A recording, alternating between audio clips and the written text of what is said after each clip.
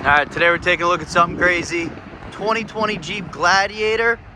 This is a Mojave.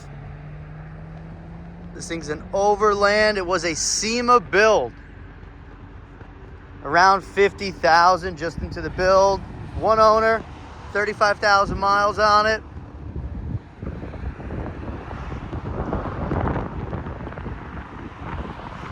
We're gonna have the full build list coming up soon. There's just so much to list.